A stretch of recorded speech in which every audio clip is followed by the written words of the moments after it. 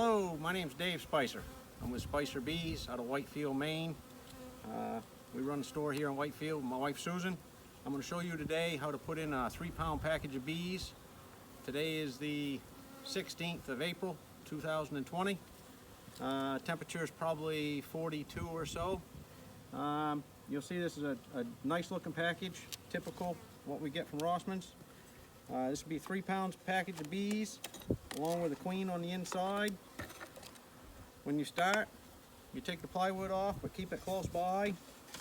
You're going to need that. What you really want to do is kind of check.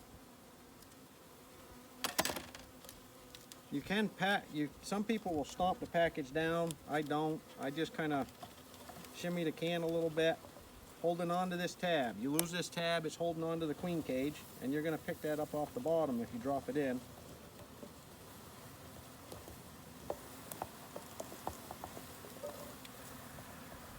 So we just kind of put that right there for a minute. That's always a good sign when the bees are on top of the cage. As we put this up, we're going to slide that over. That'll help keep the bees in there. Don't put that can back down like that, because you'll crush everybody that's right there. They're right there trying to get that sugar syrup. What you want to do is, you want to make sure your queen's alive. You can see she's a nice big queen. She's alive, she's running around, she looks good.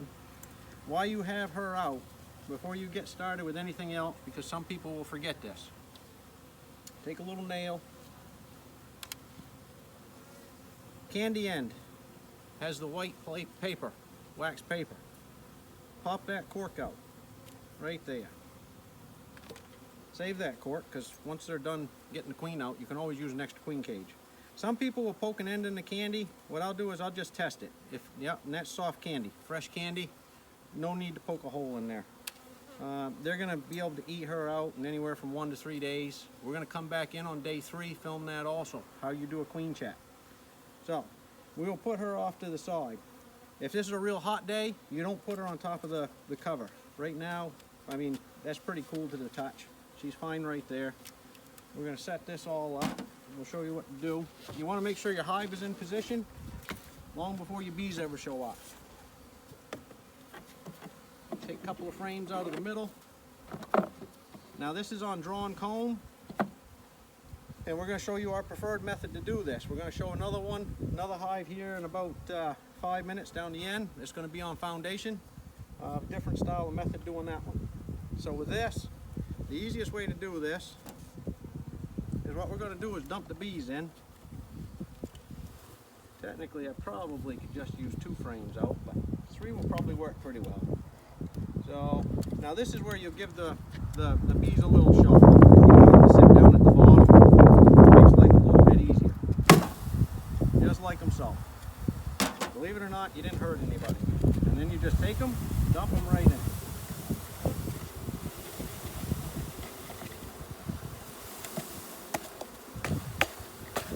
Bang the cage, get them all in there, as much as you can do. At 42 degrees, you don't really want them flying. It's going to warm up a little bit here today, but anybody left out tonight, when it gets to 30, is probably dead by morning. So we can play with that in a minute. So I'll leave that right there. I like to put a shim, but before we do that, we will gently put the frames back in. Realize there's a bunch of bees on the bottom. We put the frame in and they'll push themselves out of the way.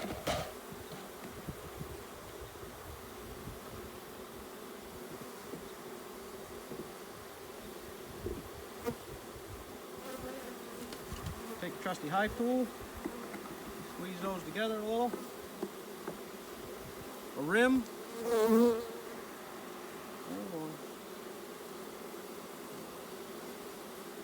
Slide the rim right there. Take your queen now. You can take that tab off. It doesn't really matter.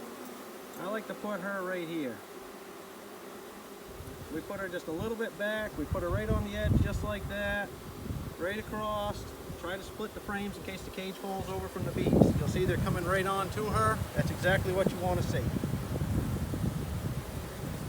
Then we take the inner cover.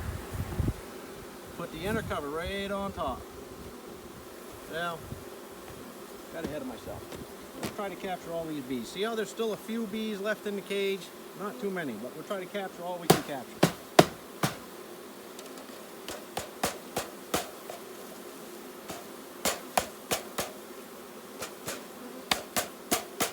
pretty good. We got maybe 2 dozen in there.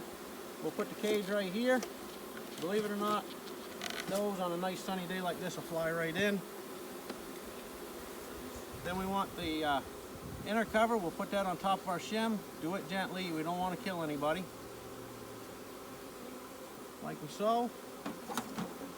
We use top feeders. No bees there yet. And what will happen is we'll fill this up with sugar syrup in about an hour's time or so. We'll let the bees settle down a little bit. Otherwise what will happen is they'll fly into the sugar syrup, unless you already had the sugar syrup in it. But if your queen is too far forward underneath this, whether it's this style feeder, but anything up top, one of the top feeders, it can force the ball of bees up through there.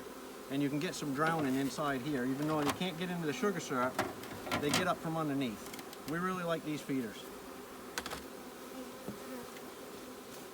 And then we put the cover on top. We don't want to kill anybody, so you make sure they're not anywhere there.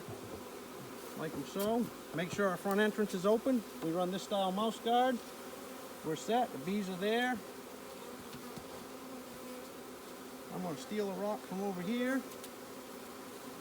Put it right there, and we're done. If you ended up getting a hive top outer cover from somebody else, a standard one's going to be about an inch shorter than this. You probably want to put a separate box, a shallow or a medium around it, and then put your cover on. We run an extra deep outer cover, and it works really well. As you can tell, covers everything up. We're good to go no matter what the rain is. Don't throw this can of sugar syrup away. It's about full, probably up to about here, based by the weight. We're just going to dump that into their feed, and we'll top it off with some sugar syrup later in about an hour or so. That's the first hive down. It doesn't take that long to put them in. We'll come down here and we'll show you one on foundation.